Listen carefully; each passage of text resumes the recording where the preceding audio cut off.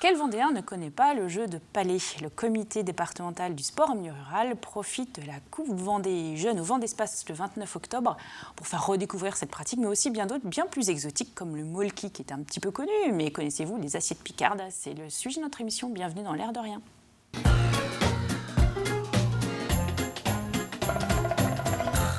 Alors, une nouvelle tête sur le plateau pour cette rentrée avec nous. Bonjour Émilie Pifteau. Bonjour.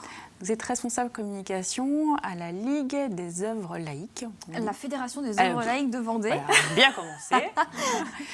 Donc l'acronyme c'est FOL. FOL. Voilà. Donc vous allez nous expliquer un petit peu dans votre chronique qui est la mère de votre fédération nationale. Voilà. Voilà un peu. Et dans une prochaine chronique, vous nous parlez d'une association qu'on peut-être un peu mieux identifiée qui s'appelle Lire et faire lire. Exactement, vous êtes en ça. charge aussi à travers la FOL. Très bien. Merci. Delphine Blanchard, on conclura l'émission avec vous. Oui, je vais vous présenter un film qui sera projeté dans le cadre du Festival du film de La Roche-sur-Yon qui a lieu cette semaine. Un film qui va parler d'une jeune fille, mais qui a 90 ans. 90 ans, ouais. Voilà. Donc c'est un film qui est en compétition pour le festival. Exactement. Très bien, il y aura un extrait, je crois. Oui, parfait. Bonjour Monsieur Bichon. Bonjour.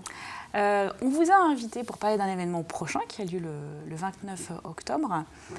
qui est la Coupe Jeune, alors, Coupe de Palais. Coupe Vendée Jeunes, palais fonte sur plaque en plomb. En plomb. Donc au Vendespace, le 29 octobre, on va jouer fait. au palais fonte Fonte sur plomb. sur plomb. Sur plomb.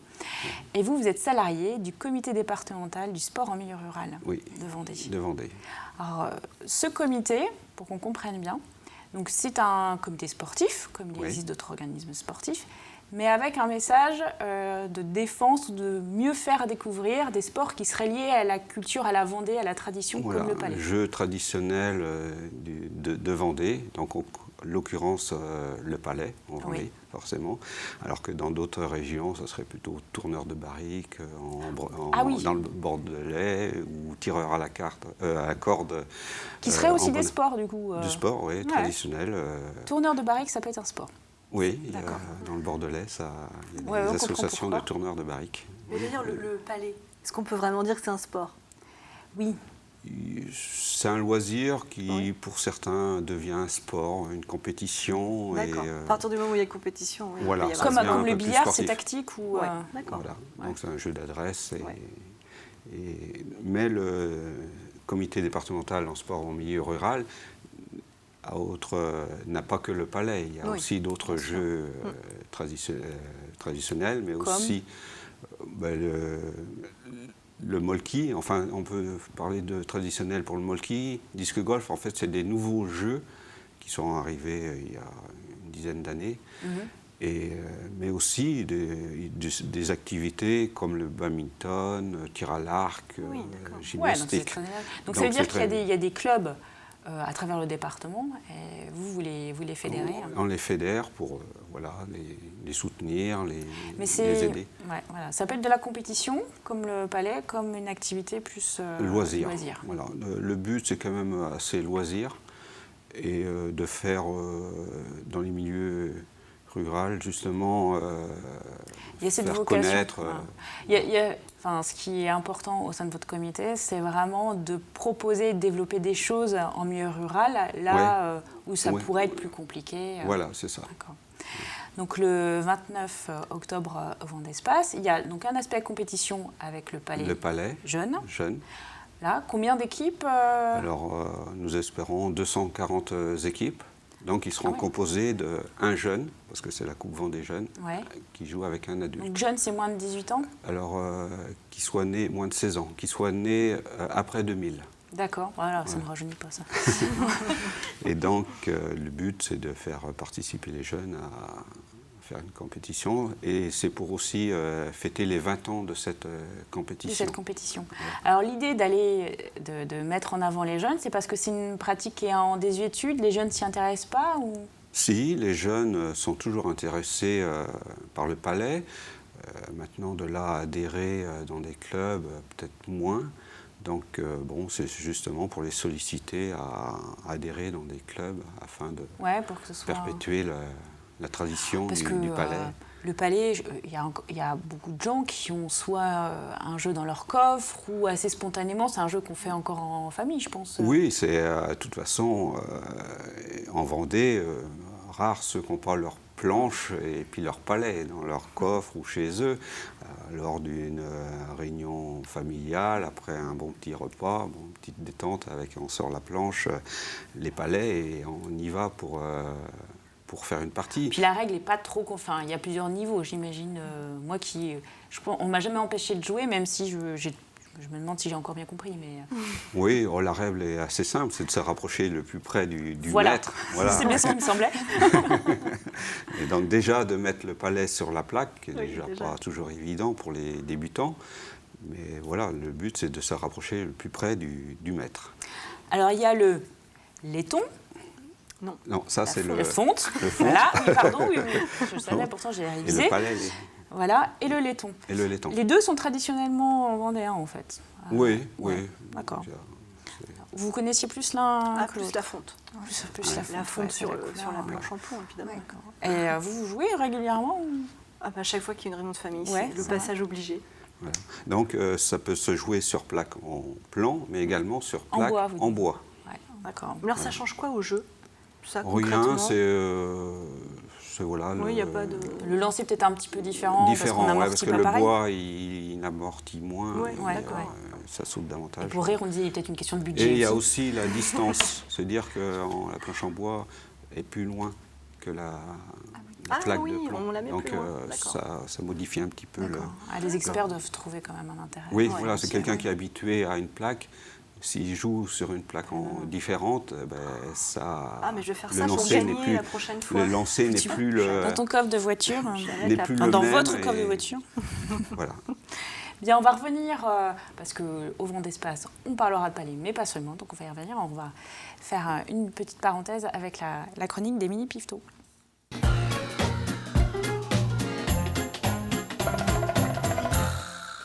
Alors, Émilie, donc vous travaillez pour la Fédération des œuvres laïques. C'est ça. En Vendée. Ouais. Et là, vous allez nous expliquer un petit peu de quoi il s'agit et d'abord parler de la maison mère. Oui, voilà, si on veut, la Ligue de l'enseignement, puisqu'en fait, la FOL Vendée, pour parler un petit peu simplement, c'est l'antenne départementale de cette association nationale qui est la Ligue de l'enseignement. Et c'est très particulier pour nous, puisque la Ligue de l'enseignement a fêté cette année ses 150 ans. Voilà, donc c'est une association qui a fait beaucoup de choses depuis 150 ans et qui est principalement connue pour, tout au départ à sa construction, à participer aux lois sur l'école gratuite, obligatoire et laïque, puisqu'on est on est une association laïque et d'éducation populaire, voilà, au sens large. Et il y a des déclinaisons départementales. Et au niveau de la Vendée, donc la première association qui est arrivée s'appelait le Cercle vendéen de la Ligue de l'enseignement, fondé en 1882, voilà, je ne voulais pas perdre la bonne date. Voilà, et les 800 premiers adhérents se sont vraiment concentrés sur la construction de la première bibliothèque départementale, puisqu'à cette époque-là, il n'y avait pas de bibliothèque encore, dans un souci d'accès aux loisirs et à la culture pour tous. Maintenant, les bibliothèques, on le sait, sont reprises par plutôt des collectivités aussi ou le département. Mais à la base, ça vient des premiers ligueurs. On appelle ça des ligueurs. Voilà. Donc c'était contribuer à l'accès au savoir pour tous. Au savoir, aux loisirs. Voilà, exactement. Et puis ça a pris des dimensions beaucoup plus larges, puisqu'on continue d'intervenir dans beaucoup d'actions. Il y a eu les colonies de vacances, bien sûr, tout de suite, parce que l'accès aux loisirs, l'accès aux vacances, c'est aussi quelque chose qui nous importe beaucoup.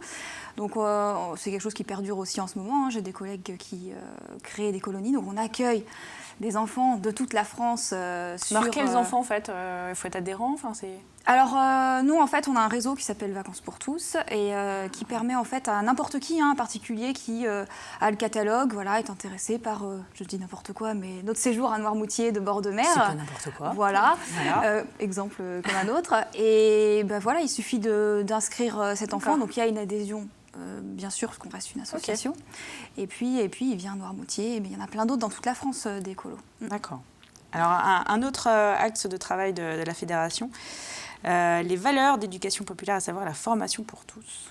Oui, voilà, l'éducation populaire pour la Ligue de l'enseignement, c'est vraiment la formation de tous par tous, tout au long de la vie. Voilà, on considère qu'il n'y a pas un âge où il ne soit pas possible d'apprendre et de n'importe qui, que chacun a apporté aux autres. Donc on essaye de décliner ça toujours d'une façon très variée. Hein. On a des collègues qui font de l'animation à l'environnement et au développement durable dans les accueils de loisirs de La Roche, dans les écoles, etc. On forme aussi des agents des collectivités pour essayer, quand il y a une réflexion par exemple sur les pauses méridiennes, les rendre plus qualitatives au niveau pédagogique, etc. On essaye de leur apporter des billes pour que sur le terrain, derrière, il y ait un impact aussi pour les enfants et pour tout le public local, tout simplement. D'accord. Voilà. On comprend un petit peu mieux l'objectif. Et jouons la carte de la fraternité. Donc ça, c'est une des animations que vous proposez. Ça fera l'objet d'une autre chronique. Oui, on pourra, parce que c'est vrai que c'est un support qu'on met à disposition gratuitement. Alors plutôt des écoles, mais pas que. On se dit que les accueils de loisirs et même les associations peuvent s'en saisir. Ce sont des visuels, en fait, qui interrogent, c'est pour susciter aussi le débat. Et ce sont des petites cartes, voilà, donc on échange sur le visuel. Et derrière, on écrit un mot qu'on envoie au hasard par la poste, voilà, comme une bouteille qu'on jette à la mer, et la personne qui le reçoit, c'est un message de fraternité, de solidarité, et la personne qui le reçoit peut répondre à l'enfant, au jeune ou à l'adulte qui a écrit. Voilà, c'est une opération. Ouais, c'est super, donc ça va pas tarder à commencer, donc ceux qui voudront des cartes pourront nous en demander. Vous nous expliquerez ça. Alors aujourd'hui, si on veut parler des chiffres en Vendée, combien d'associations sont... 260, ce qui fait 12 000 adhérents. 12 000 adhérents, ouais, quand même. Okay. Ouais, 260. Donc vous allez avoir des choses à nous dire dans cette émission oui. tout au long de l'année. Ouais, sur les actions, puis sur les assos aussi qui sont dans le réseau. Très bien, merci Émilie Pifto. Vous connaissiez un petit peu... Non, je connaissais pas. La fédération. Non, voilà. J'aurais Est-ce au que moins la appris fédération quelque chose. joue au Palais ou au Molki Mais on en parlait tout à l'heure, du coup, nous on a 2 secteurs sportifs, le comité départemental UFOLEP et UCEP. Ah, donc, le fameux UFOLEP, d'accord. Voilà. Très bien. Bien. Alors on revient à notre sujet. Donc là, on a parlé un peu du Palais, donc, parce qu'il y a le côté compétition le 29 octobre au Vendée Espace. Oui.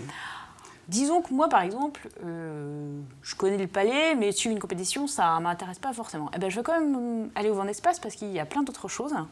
Ah oui, il n'y a pas que le Palais. L'activité phare est le Palais. Parce qu'il y a cette compétition. Cette compétition, mais à côté, il y aura plein de jeux, autres activités où les personnes pourront s'initier, essayer, comme le disque golf. Alors, le disque golf, parce que ça, c'est quelque chose qui n'est pas très très récent, mais que les gens connaissent peut-être encore peu. De quoi il s'agit ? Alors, le disque golf, c'est avec un frisbee qu'on envoie vers un panier de chêne, un peu comme le golf, en fait. Au lieu d'avoir une balle à envoyer dans un trou, c'est un frisbee qu'on envoie dans un panier avec des obstacles. Émilie, vous connaissez, j'ai l'impression. Oui, un peu. Oui. Parce que justement, avec l'UCEP, il y a des sports qu'on appelle un petit peu innovants. Et du coup, le disque golf, c'est un côté ludique, c'est très intéressant, c'est de plein air. Donc voilà, c'est ça, super, ça permet de prendre l'air, de se balader, enfin de se dépenser tout en marchant. Parce que ça se passe sur des terrains accidentés, il peut y avoir des arbres qui... Ah oui, donc comme le golf, finalement, il peut y avoir des obstacles. Donc il faut envoyer le frisbee le mieux possible et de le reprendre là où il s'est arrêté et de l'envoyer dans le panier le plus rapidement possible. Alors moi, il y a un jeu, parce qu'il y aura aussi un volet jeu traditionnel de France, alors, ces fameuses assiettes picardes. Alors le nom m'a fait sourire. Donc on a un exemplaire, donc je disais tout à l'heure, ce n'est pas un dessous de plat. Non, c'est pas un dessous de plat, c'est une assiette picarde. C'est une assiette qu'on envoie sur une table qui fait 3,20 m de long. Il faut se rapprocher le plus près possible de l'extrémité. Mais on l'envoie, c'est-à-dire... Comme on l'envoie, comme on le sent, on la fait glisser. Alors elle fait 50 cm de large, donc il faut éviter qu'elle tombe et l'envoyer le plus près de l'extrémité. Donc ça joue par équipe. Ça n'a pas l'air très compliqué. Non, le but du jeu, c'est de l'envoyer le plus loin possible. Et l'équipe qui a gagné, c'est celle qui a envoyé son assiette la plus près du bord de la table. Alors là, vous nous avez emmené une boule bretonne, je crois ? Oui, boule bretonne. C'est un peu la pétanque, mais avec des règles un peu spécifiques à la boule bretonne. Donc elles sont toutes aussi grosses que ça ? Ah oui, toutes aussi grosses que ça. Et colorées ? Et colorées, donc elles sont toutes différentes. Chaque équipe a sa propre boule, donc ça joue... Ouais. Alors, parce que... Je pense C'est que- lourd. Non, mais on a c'est l'impression que si vous savez, il y a des jeux pour enfants, ça rebondit. Mais là, faut Ah pas faire non, non, rebondir. non, ça rebondit pas. Je Et vois donc, plein de choses là. Ah oui, ça fait aussi. Voilà. Voilà. D'accord. Il y a... Alors, et là, Là, il y a le Soflo. le Donc, c'est Soflo. Soflo. Donc c'est un palais, c'est un palais en bois. Ça, c'est français ou... Oui, c'est français, c'est un Ligérien qui a créé ça dans les années Ah, 2000, donc, donc c'est pas très loin d'ici. D'accord. Et donc c'est un palais en bois, on joue comme au palais, en fait, avec le maître, il faut l'envoyer le plus près. Alors ça se joue sur tous les terrains, sauf l'eau. Oui. D'où son nom. D'où son nom, voilà. Donc, Et pourquoi il y a cette tranche-là qui est... c'est plus parce haut que quand on lance le palais, après, ça a un trajet un peu aléatoire. On ne sait pas trop où. Ça complique un petit Mais peu. il y a une planche aussi.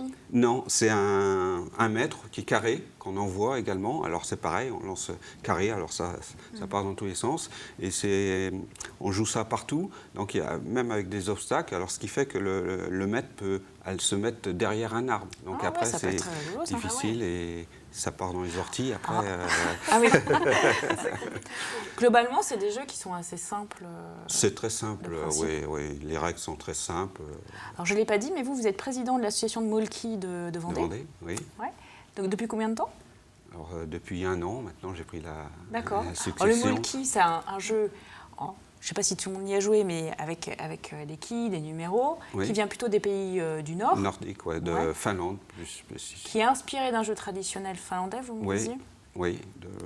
Je ne me souviens plus trop du nom, le Kikka, un truc comme ça. Mais on a l'impression qu'en fait, alors ça n'a pas détrôné le palais dans les jeux de famille, mais c'est assez... les gens ont l'air d'apprécier, quel que soit d'ailleurs l'âge. Oui, c'est un jeu qui est très, très facile à jouer, simple de règles. Hein. Le but, c'est de faire tomber les quilles et Avec d'arriver une autre quille, d'ailleurs. avec un lanceur qui s'appelle Ouais. le molki et d'arriver le premier à 50 exactement, parce que si on dépasse, on retombe à 25. Et voilà. Et c'est un jeu qui plaît parce que il est facile à jouer. Même un débutant, du moment qu'il fait tomber des quilles, eh bien, il marque des points. Donc, c'est pas comme au palais où déjà il faut lancer le palais sur la plaque. Donc, et là, moi j'ai déjà vu des pires amateurs battre des C'est vrai champions. Alors, Ouais, vous me oui, donnez de parce la qu'il y a chance, alors. il y a une partie chance qui est Moi, c'est ici. pas trop bon. Donc, C'est ce qu'il pas fait, il trop suffit d'être un peu adroit et puis voilà. D'accord. Et la chance fait partie du jeu. Alors, il y aura une petite compétition de Molki le 29 octobre. Oui, l'après-midi. Parce que ça s'est un peu organisé finalement dans le département, même au département. Il y a des équipes, il y a des clubs. Enfin, vous en avez de la preuve. Oui, il y a, de plus en plus, il y a des clubs. D'année en année, on voit des clubs se créer dans toute la France même. Et donc, parce que ça montre que ça plaît vraiment. Et c'est totalement mixte, Ah oui, c'est mix. contrairement au palais. Ah oui, c'est mix. Oui, c'est mix. Il y a pratiquement, peut-être pas autant de femmes que d'hommes, mais pratiquement Ouais. 50-50, on va dire 40-60. Et aussi bien des enfants, des jeunes que des Ouais. anciens. Là. Il n'y a pas de... Alors, pas d'âge. au vent d'espace, est-ce qu'il faudra s'inscrire au préalable pour venir tester les jeux ou... Ah non, pour tester, s'initier au jeu, il n'y a pas besoin de s'inscrire. Les gens, C'est libre. c'est libre. Ils veulent essayer, ils essayent. Il y aura plein de jeux à disposition, des jeux de tradition d'autres régions de France. Et pour participer au palais, les inscriptions sont déjà peut-être en cours ou, elles sont en cours. Il y a encore jusqu'au 14 octobre pour participer au Palais Fonte. Hein. D'accord. Donc l'équipe doit être composée d'un jeune et d'un adulte, hein, d'un jeune né après 2000. Le critérium pour le Molki est sur le même principe, un jeune, un adulte. Mais là, il n'y a pas besoin d'inscription. Enfin, ça peut, mais ils peuvent, si vraiment il y a encore des places de libre, ils peuvent s'inscrire le jour même. Alors, on ne l'a pas dit, mais au comité départemental du sport rural, vous avez une malle, enfin une valisette, Oui. qu'on peut louer et qui permet de tester plusieurs jeux, ce dont on a parlé, et puis il y a encore d'autres. Oui, on prête une malle pédagogique où il y a une douzaine de jeux traditionnels, des jeux de billes, quilles au maillet, là qu'on voit Ouais, un exemple d'accord. de quilles. Et là, on n'est pas obligé d'être adhérent. Enfin, les adhérents Non. paient moins cher. Oui. Et le particulier, pour une fête de famille, ou, ouais, ou une kermesse, peut-être, une je sais pas. modique somme, Ouais. oui, ou une kermesse, ou Emprunter à la malle emprunter nos malles. pour 100 €, je crois, quand on n'est pas adhérent. Voilà, c'est ça, pour une semaine. Pour une semaine. Voilà, donc ils peuvent découvrir ces jeux-là. Il y a le Soflo, l'assiette picarde, boule bretonne, enfin Bien. plein de jeux à disposition. Ouais, on a compris que ça pouvait être très ludique avec les imprévus et que même les débutants pouvaient être meilleurs que les experts. Voilà, Ça, c'est tout bien. à fait. Très bien. Donc le 29 octobre au Vendée Espace, c'est à partir de quelle heure? Alors c'est à partir de 8h30. Ah oui. Oui, pour la compétition. Oui, mais voilà. Pour ceux qui veulent venir voir, ils viennent Et quand ils c'est veulent. toute la journée. C'est toute la journée, oui. Bon, très bien. Bon, merci beaucoup, Monsieur Bichon. Et puis, Merci. bon jeu. Et on va terminer l'émission avec un film que vous avez choisi, enfin, d'abord qui a été sélectionné par le Festival du film C'est ça. international de Et je le Roche-sur-Yon. resélectionne. Et vous le resélectionnez. Très bien.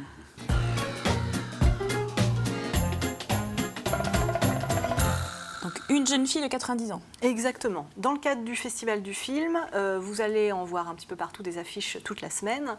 Le festival, il va présenter 70 films jusqu'à ce dimanche 16. Et celui-ci, il m'a particulièrement interpellée par son titre, Une jeune fille de 90 ans. Et puis parce que c'est un documentaire qui dure 1h25, co-réalisé par Valéria Bruni-Tedeschi, donc qui est plutôt... La sœur de. La sœur de, mais qui est plutôt... Et la belle-sœur de. qui est plutôt devant la caméra. Donc co-réalisé avec Yann Corridian. Et je trouve l'idée très originale. Ils sont allés à la rencontre d'un chorégraphe. On parlait de danse. On va parler de danse dans une émission prochaine. Donc là, c'est un chorégraphe qui s'appelle Thierry Thieu-Niang, qui est un chorégraphe marseillais. Comment il s'appelle? Thierry Thieu-Niang. Oui. Marseillais comme son nom l'indique. Et donc, lui, sa spécialité, c'est qu'il est chorégraphe auprès des personnes âgées. En 2011, il était déjà allé, il avait fait danser des gens qui avaient entre 60 et 87 ans pour leur faire prendre conscience que son corps, même à tout âge, on peut faire des choses avec. Et là, ils sont allés dans un atelier qu'il anime, dans un service de gériatrie en banlieue parisienne, auprès de malades d'Alzheimer. Ah oui. Donc voilà, le but c'était de montrer comment on arrive auprès de malades d'Alzheimer à leur faire prendre conscience de leur corps, à leur faire revivre des émotions et puis peut-être leur rappeler certaines choses. Et les deux réalisateurs ont eux-mêmes été très surpris pendant le tournage de ce film.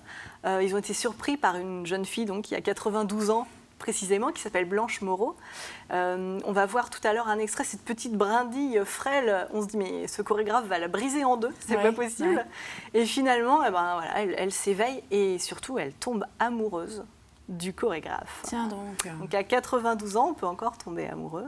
Et finalement, plus qu'un exposé sur la danse, quand on a un corps qui n'est plus exactement celui qu'on avait plus jeune, c'est vraiment un film d'amour, pas d'exposé, c'est pas non plus un documentaire. C'est pas larmoyant ou... Exactement, pas du tout ça. Et c'est très très beau. Je vous propose qu'on regarde un extrait tout de suite et puis je vous donnerai les dates ensuite. Bien.